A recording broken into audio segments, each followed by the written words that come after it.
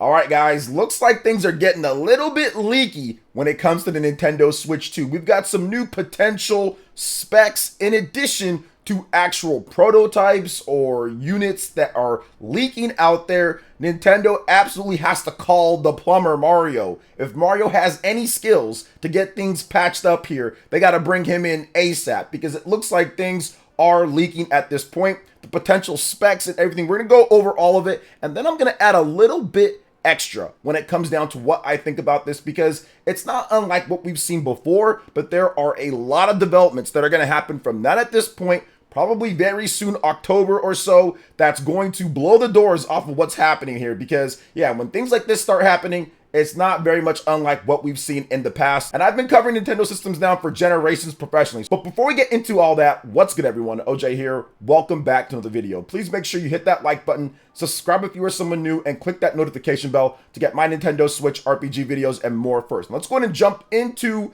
the pics first of what's potentially leaked, and then we'll get into the specs, the comparisons, maybe what you can expect if, hypothetically speaking, all of this does turn out to be correct information, because there's always a chance that it's not. So here is the rumored Switch 2 prototypes. Now, this is a rough state in terms of how things are. And when you're looking through, we're going to go by each picture. You're looking through, they show the Joy-Cons here first and foremost. And these leaks come from obviously manufacturing, if they were correct, Chinese, whatever the case is, Switch Lite. We had this happen before in the past. So it would be very similar type of thing off the production line, or somebody takes a picture or something like that. And once again, this type of stuff does happen if you take a really long time getting closer to mass production and all that. Obviously, this stuff's going to start leaking. So you have the Switch 2 Joy-Cons in terms of how it looks here. It's definitely different from the regular Switch Joy-Cons. The buttons are bigger on the top. Looks like it's more of an attachment or magnetic rail that you can clip in for better security. So there's that. And on the next picture as well here, you just see some prototypes. So we're going to kind of briefly go through some other stuff. Looks very much like a regular Nintendo Joy-Con from this next picture. The next one up, once again, same thing when it comes to the back. Overall, I'm pretty sure there's some small details here and there. But for the most part, if you look at these pictures, look at this overall Nintendo Switch 2 prototype, it looks incredibly similar to what we saw with the Nintendo Switch, or what we have with the Nintendo Switch at this point. Just maybe a bit bigger overall because of the screen. Same thing goes for, once again, the Joy-Con, as you can see here. So pretty much it's all very similar. You look at the back of it, looks like it's going to be a Nintendo Switch OLED type of kickstand, where it's kind of like a big flap and you can set it up a lot easier compared to the Nintendo Switch, which had that kickstand, and the kickstand obviously isn't quite as good. You have the comparison pictures as well in terms of how big potentially the unit is from a regular Nintendo Switch to a Nintendo Switch 2. So I think that's what we're seeing here. You have, once again, another picture that's just on its side to see how potentially thin or not that it is. Got the top picture as well, in addition to another side of the back too. And then you also have this potential frame of it where you can see a little bit of the chip work or the motherboard. I mean, I'm not really sure how this works or not. You know, I'm not a tech person when it comes to stuff like that. So those were all of the pictures that we actually had. Now we're gonna get into the specs, and this is the most interesting thing, because there's some stuff with this that could be right, could be wrong, but it seems like it's shaping up to be right about where potentially Digital Foundry and others felt that it could be overall, based on some of the things that we do know. So let's get into this. Shout outs to Kami on Twitter. Now, in handheld mode, apparently the power is above PS4 before DLSS, which is the technology that NVIDIA has in order to make a lower resolution image look better. So it's definitely a good thing. DLSS is used very nicely on PC. So looks like Nintendo is going to be implementing that technology for the Nintendo Switch 2, which I think we've known for a while now at this point. Now, also docked, it's between the PS4 Pro and the Xbox Series S before DLSS, with more modern hardware than the former. So essentially why that's a big thing with more modern hardware than the former is that when you have more modern hardware and you have certain development tools that weren't available before, you can do more with a bit less. The Nintendo Switch is 100% proof of that. Games like Doom Eternal pretty much have no business running on the Nintendo Switch, but because of some of the modern aspects of it, you can run it on the Nintendo Switch, whereas it might not have ran on a system in terms of raw specs like the Nintendo Switch, right? But they do different things. It's modern. They have some other advances when it comes to dev tools and all of that. So I think that the modern architecture, along with before the DLSS, is absolutely going to provide some pretty good stuff to where you're going to see impressive things that punch above its power, just like we saw with the Nintendo Switch. Now, next up, you have the RAM. Let's talk about that. It's slower than the PS5 and Xbox Series X and S in the speed department, but more capacity than Xbox Series S. Should have around 10.5 to 11 gigabytes of RAM available to games. Going by the Switch One's RAM allotment for its OS, the storage is UFS 3.1's max speed should be a hair under Xbox Series X/S, 2.1 gigabytes per second versus 2.4 gigabytes per second. Still plenty fast, even if not maxed out. Lines up with what Digital Foundry and Nate Drake heard about the decompression techniques and fast loading times of the Breath of the Wild tech demo, respectively, for each source, which we actually did talk about that when they had that discussion and everything. One of the things that I felt was absolutely needed to be upgraded from the Switch 1 to the Switch 2 is the speed of the loading. Some games do load very fast, but this is something that Nintendo absolutely needed to work on. So it's very good to see here, and once again does line up with what Nate Drake and also what Digital Foundry had to say, where you can get faster loading time. So that's definitely a good thing. Now, continuing on with the specs here, not only is the Switch 2 ARM-based rather than x86 like the systems compared, so like Microsoft and Sony, it's also NVIDIA versus AMD. There are plenty of factors at play to where it's not an apples-to-apples comparison, plus the native tensor cores of the Switch 2 will allow for DLSS, letting the system punch above its weight. So this is something in terms of the specs, and there's a more detailed spec sheet. I'll actually have that out for you guys. Maybe I'll put it up to where you guys can see that as well, because there's a lot of nerdy stuff in terms of the NFC reader, the audio chip, flash memory, the CPU and the GPU, and all of that. So I'll have that up for those who really know about that. But I think at the end of the day, we want to know about the games. We want to know about how the games are going to take advantage. You can talk about specs this and specs that, but at the end of the day, Nintendo's always had success with their handheld platforms, or now with their hybrid platforms, because of the games. Heck, even the consoles, the games are the biggest thing. That's the driver. How are these specs going to transform gaming for Nintendo players out there to take it to the next level, above what we got with Legend of Zelda Breath of the Wild, Tears of the Kingdom, Super Mario Odyssey, Xenoblade Chronicles, all of that? And I'm here to tell you that these specs, combined with Nintendo's art and their direction and their game design, is going to be a huge boost overall to what you should expect in terms of what players can get. You're going to get way better fidelity. You're not going to get the top of the line fidelity overall. You're not going to see it as big as the best PlayStation 5 games or PS5 Pro games that are coming out, or top of the line PC. But what you're going to get is that you're going to get a lot of games. Like, let's say, for example, Xenoblade Chronicles 3. You're going to get that in much better resolution. You're going to get that in 60 frames per second based off of what we have here. You're going to get faster loading times. And it's going to be something that a developer like Monolith Soft should be able to take so much advantage of. You're also going to get potentially companies like Game Freak being able to have way more overhead to where they don't have to drastically improve the graphics of the next Pokemon game, but now they have the overhead to where all the situations and issues that happened with Pokemon Scarlet and Violet can be more easily avoided. Now, don't get me wrong, they still have to program, they still have to code, and heck, Pokemon Scarlet and Violet should have been better on the base Nintendo Switch. But if you give them more leeway, you give them more slack, it's going to be easier for them in order to put out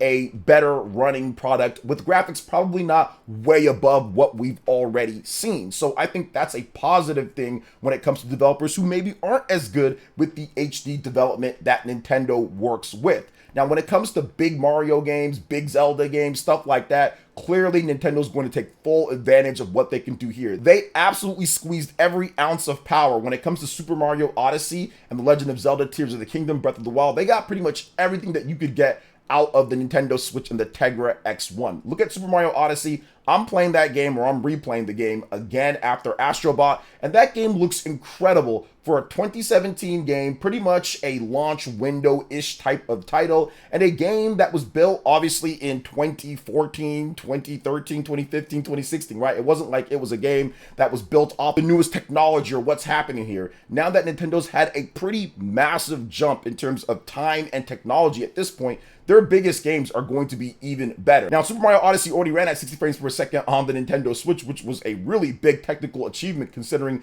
the size and scope and look of the game. But now you're going to get, once again, Super Mario Odyssey, but better looking, better fidelity, higher resolution. But the biggest thing with that is going to be, how do they create new experiences? How do they create something that's going to be awesome to play? That's what's so great about Odyssey. It's the magic of the gameplay, the fact that you have so many different types of base movement options. You have Mario's triple jump and his ground pound jump and his backflip and his side aerial and the cappy stuff and the possessing enemies and the design and the moons, and there's just so many different things that make that game awesome outside of the tech specs or the technical aspects of the game. So I think a lot of fans out there, they are excited about what this can do for the possible titles out there. Now, let's talk a little bit about third party, because I think third party is important with this too. Now, if you're looking at it, new architecture, new style in terms of things, DLSS, people are saying, well, wait a minute, PS4 Pro or Xbox Series, does that mean that we're not going to get some third party games down the line? And I think that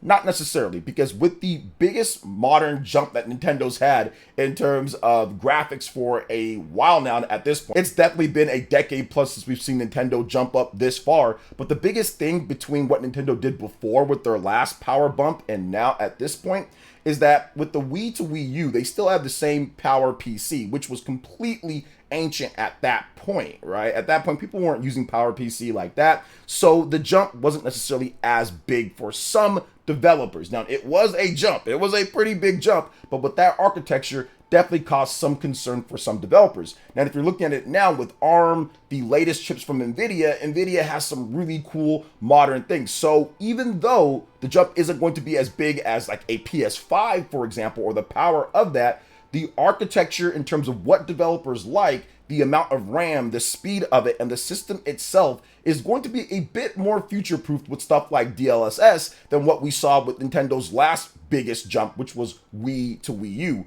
Obviously, Wii U to Switch, architecture jump-wise, pretty good. Power jump-wise, not quite as good, not quite as big overall. This is going to be a far more significant jump, and you're going to see pretty much all Japanese developers jump on board with this. Now, sales are going to be the biggest part when it comes to third parties down the line. If this system sells very good, even if it sells 75 to 80% of what the Nintendo Switch 1 sold, then that would absolutely be a success for them. They do not have to match the all-time of how good Nintendo Switch 1 was. Now, obviously, if they can, they're going to get that done. But still, even PlayStation has not matched what the PlayStation 2 did. That's a lot of systems to be sold. Nintendo just needs to make sure that it sells good, that it sells very good, doesn't have to match that. So I think that overall, if they sell the system very well, then I do think that third-party developers will support it for quite some time. So when it comes to third-party, I do feel that there's going to be plenty of support. Japanese developers are going to be all over this. And I feel that even down the line, Japanese developers are going to shift to this. We're already seeing that right now at this point with the Nintendo Switch and Japanese developers. Some of the biggest games that are coming out from these developers, stuff like the Trails in the Sky remake, that's being exclusively developed on the Nintendo Switch. You look at something like Atelier Yumiya, that game's also still coming to the Nintendo Switch. Stuff like the Freedom Wars game, also coming to Nintendo Switch. Now, obviously, Western third parties, it's a little bit different, and the scenario that I was talking about was referring to Western third parties, but Japanese developers, they're going to be so on this, and I feel that this system's going to blow up in sales. Now, the next big thing is the price, right? You look at these specs, you look at the Xbox Series S, that system is $299. I'm not sure if Microsoft is making a profit off of that or not, but it's definitely older at this point, and it's not a hybrid. Now, I do think that Nintendo's made some pretty interesting decisions here if these specs are correct in order to get maximum efficiency for the minimum cost when it comes to production. So I feel that this system is going to be more than the Xbox Series S. I think it's going to be more than that. I'm going to put it about $100 more than the Xbox Series S. So I can see Nintendo launching this system at $399, and then potentially down the road for a pro system launching that like at $450 or maybe even above that based on how things go. But I think that that situation is fluid. Right now, we're focusing on the Nintendo Switch 2, which apparently that's going to be the name for the system, which we did have a video on that. But overall, that's the thing that I feel that people need to add to the conversation, what I've talked about here with the games and how that's going to really transform what they're doing outside of just the tech stuff. What are they going to do to actually use the specs in order to make X, Y, and Z better? And I feel, once again, Pokemon Company, Monolith Soft, obviously Nintendo's biggest teams, they can all use that. I feel that there's going to be a lot of support for this thing, especially in Japan, with Western support kind of being trickled in here and there. Not going to get everything, in my opinion. It's definitely going to get some stuff. I do see some big games coming, maybe from Ubisoft, Assassin's Creed, and stuff like that, but we'll see down the line. But Japanese developers, this is going to be a hit based off of potentially what we're seeing here. You get the Switch 1, but you're essentially getting a better Switch 1, a way better Switch 1, and you're going to get all of the force of the games kind of coming through. Now, I do want to talk just briefly about the sales potential of this, because I've seen people say this could be another Wii U situation. And I feel, like I said before in one of my other videos, people are permanently scarred by the Wii U, and you really shouldn't be. And let me tell you the reason why you shouldn't be scarred by the Wii U. The Wii U situation was a whole different mindset and scenario for Nintendo when it comes to the business dealings. Overall, that's done. They've been done with that. And the Wii U is Nintendo's last regular dedicated console, where it doesn't have all of the blockbuster games that help push the Nintendo 3DS to where it got to. If the Wii U was able to get all of that, I do feel that the Wii U would have obviously done better. But if you don't have a mainline Pokemon game, you don't have a mainline Fire Emblem game, you don't have a mainline Animal Crossing game, if you don't have some of these games that are blockbuster sellers, you're not going to be able to sell your system the way that you want to sell the system. It'd be like removing Halo and removing some of the biggest games, or maybe even Horizon or Uncharted from Microsoft and Sony. If you don't have the biggest games that help push the system, you're not going to be able to sell the system. And the system that has all that will be able to sell more. And Nintendo, unfortunately, had that problem with Wii U and the Nintendo 3DS, to where resources were tight when it comes to what they were spending on, and obviously development cycles were tight as well, and they just weren't able to get that with the Wii U. Obviously, you can talk about the name and the marketing, those were also bad, but the big games that really needed to be pushed in order to sell a system just weren't there. Plus, times were catching up with them. People want to be able to buy the game one time and they have it on multiple different devices like iOS, Android, and all that. PC stuff does it too. So at this point, Nintendo just bad place, bad timing, bad everything overall. With the Nintendo Switch, it fixed pretty much all of that. Obviously, better marketing, better timing, better gimmick when it comes to what it was doing. It was the tablet like a Wii U, but you can take it anywhere that you want, and it has all of Nintendo's games. Obviously, that was going to be way better. And if you look at the history of Nintendo, whenever something gets the most or all of its support, it obviously does really, really well. And Nintendo's portable systems, and now at this point, their hybrids, have been in that boat. So I don't see Nintendo dropping Pokemon, Zelda, Mario, Fire Emblem, all the big games that we know that they're going to make on one system that you can play anywhere that you want, and the best graphics and fidelity that they've ever had, and all of a sudden nobody wants to buy that. That's ridiculous at this point. That's completely ridiculous. It's not going to happen. I do feel overall that there's really nothing to worry about too much with this now that Nintendo has all of their focus on one system, and they can really kind of go in on that, which I said that was going to be the key for them, and that was exactly the key for them with the Nintendo Switch 1, and it'll be the key for them for the Nintendo Switch 2 as well. As long as they have those games, man, that's the most important thing. But that's my thoughts when it comes to all this, when it comes to the specs and everything here that we saw. Once again, it is rumor at this point, so take it with a grain of salt until we get confirmation. But it does seem, now that we're getting closer to the reveal of the system, that something is going to be happening very soon here. So what do you guys think about all this? Let me know in the comment section below. All right, guys, that wraps it up for this video here. Thank you so much for watching. I do appreciate it. Please make sure you hit that like button, subscribe if you're someone new, click that notification bell, and check out my other Nintendo Switch and RPG videos right here on screen. Thanks for watching. We'll catch you guys for the next one. Peace.